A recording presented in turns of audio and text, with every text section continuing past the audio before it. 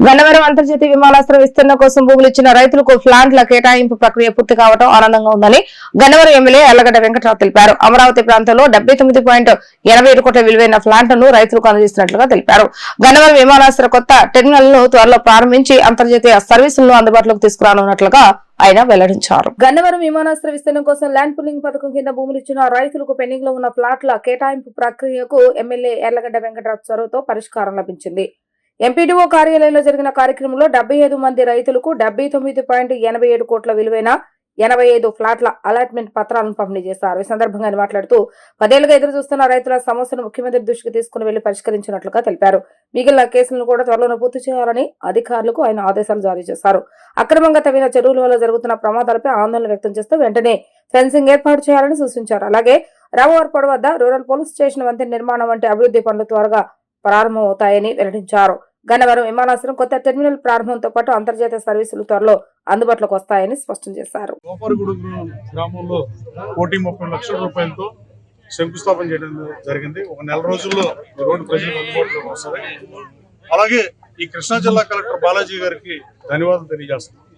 Gannavaram centre లో R&B రోడ్డుకి నిధులు లేమితో ఉన్న దావాజీగూడ రోడ్డు ఎక్స్టెండ్ చేద్దాం అనుకుని దావాజీగూడ రోడ్డు వేద్దాం అనుకున్న నిధులు లేకపోతే పంచాయతీరాజ్ R&B లో డబ్బులు లేకపోయినా కలెక్టర్ గారు నిధులు ఇచ్చినందుకు ధన్యవాదాలు తెలియజేస్తూ, అలాగే అడిగిందే తడవుగా మరలపాలెం రోడ్డుకి కానీ అలాగే కొయ్యూరు రోడ్డుకి కానీ నిధులు ఇచ్చినందుకు జిల్లా కలెక్టర్కి మనస్ఫూర్తిగా ధన్యవాదాలు తెలియజేస్తూ, అలాగే ఇప్పుడు ఇక్కడ కార్యక్రమానికి లేట్ అవడానికి కారణం ఎయిర్పోర్ట్ నిర్వాసితులకి ఇళ్ల స్థలాలు 10 సంవత్సరాలుగా పెండింగ్ ఉన్న సమస్యలు పలుసార్లు ముఖ్యమంత్రి గారితో మాట్లాడి సంబంధిత మంత్రులతో మాట్లాడి ఆఖరికి అసెంబ్లీలో మాట్లాడటం వల్ల వాళ్ళకి 85 మందికి ఫ్లాట్లు రావడం.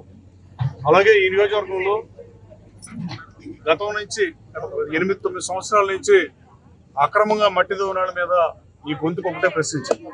చెరువు తాడి చెట్టు లోతు చెరువులతో వేరు 34 మంది మరణానికి కారణం అయ్యారు. మొన్న చిక్కవరం గ్రామంలో 3 ముక్కుపచ్చలని చిన్నపిల్లలు చనిపోవటానికి ఆ పాపం శాపాల్లాగా వెంటాడుతుందని తెలియజేస్తూ, ఇవాళ సీతారామ స్వామి టెంపుల్ కూడా ఆ రోజు ఎప్పుడో 1895వ సంవత్సరంలో గొంది బాపయ్య గారు దావాజీగూడలో రామాలయం కట్టించి ఆ రామాలయ బాగోగుల కోసం మెరాసీ వ్యవస్థకి వెనకట ఎవరైతే దాతలు ఇచ్చేవాళ్ళు ఎవరన్నా గుడి కట్టించిన వాళ్ళు మహానుభావులు, బడి కట్టించినా గుడి కట్టించిన మహానుభావులు తప్ప మేమేదో చాలా ఎక్కువని ఊళ్ళలో గ్రామాల్లో చాలా మంది మాడుకునే పరిస్థితి. కానీ ఎవరో కట్టించిన గుడిలో దేవుడు దండం పెట్టుకుంటానికి పండగలకి పబ్బలకి వెళ్ళారు. మనం అలాంటి గుడి ఆస్తులను కూడా అన్యాక్రాంతం చేయడానికి ప్రయత్నించిన మాట ముమ్మాటికి వాస్తవం. నేను మన శాసనసభలో కోరా 10 సంవత్సరాల నుంచి అమ్మవారు ఎవడైతే పనిచేశాడో వాళ్ళు అసెంబ్లీకి పోటీ చేసే రేంజ్కి డబ్బులు సంపాదించారు. వాళ్ళ మీద విచారణ చేయాల్సిన అవసరం ఉంది. గన్నవరంలో చెరువులు చెరబట్టారు, కొండపౌరులు గుట్టల్ని అన్ని మాయం చేసిన పరిస్థితి. ఎట్టి పరిస్థితుల్లోనూ వాళ్ళ మీద ఎంక్వైరీ చేయాలని అసెంబ్లీలో మొన్న సమావేశంలో కూడా కోరా. రాబోయే కాలంలో ఎట్టి పరిస్థితుల్లో ఎంక్వైరీ ప్రభుత్వం వేస్తుంది. ప్రభుత్వంలో బాధ్యతలు విప్పుగా ప్రభుత్వంలో భాగంగా ఎట్టి పరిస్థితుల్లో విజిలెన్స్ ఎంక్వైరీ చేయాల్సిన అవసరం ఉందని మనస్ఫూర్తిగా భావిస్తాను. దానికి బెస్ట్ ఎగ్జాంపుల్ ఈ రోజు సీతారామ స్వామి టెంపుల్కి 430 సెంట్లు ఆ గొంది బాపయ్య గారు ఆ రోజు గుడికి రాసిస్తే దాన్ని రికార్డులు ట్యాంపర్ చేశారు. అంతకుముందు ఉన్న ఎంఆర్ఓలు పేర్లు ఎందుకు కానీ గత 5 సంవత్సరాలు ఎంఆర్ఓ, అంతకుముందు 5 సంవత్సరాలు ఎంఆర్ఓ కూడా దేవుడు భూములు కూడా ట్యాంపర్ చేసి అడంగల్లో పేర్లు మారిస్తే వాటన్నింటినీ సరి చేసి దేవుడు ఆశి దేవుడికి దక్కించడానికి చాలా కష్టపడి పనిచేయాల్సి వచ్చింది. అది స్వామివారి రాసిన ఆయనే కాపాడుతున్నాడని నేను భావిస్తాను. నా ద్వారా పని చేయించాడు. 4,350 గజాల పైచులకు రెసిడెన్షియల్ ఫ్లాట్లు వెలగపూడిలో, అలాగే 1834 1840 గజాలు కమర్షియల్ ఫ్లాట్లు దేవుడికి వచ్చిన పరిస్థితి.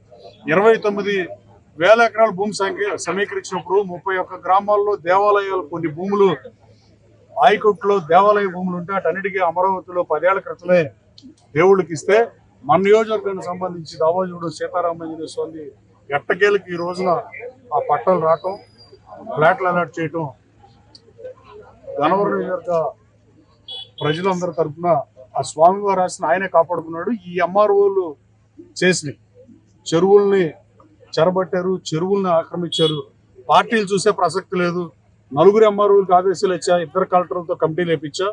ఎట్టి పరిస్థితుల్లో ఇవాళ పరిస్థితి ఎలా ఉందంటే గన్నవరంలో విలేజ్ హెల్త్ సెంటర్ ప్రసాదంపూడిలో 5-6 వస్తే ఒక్క స్థలం ఉంది.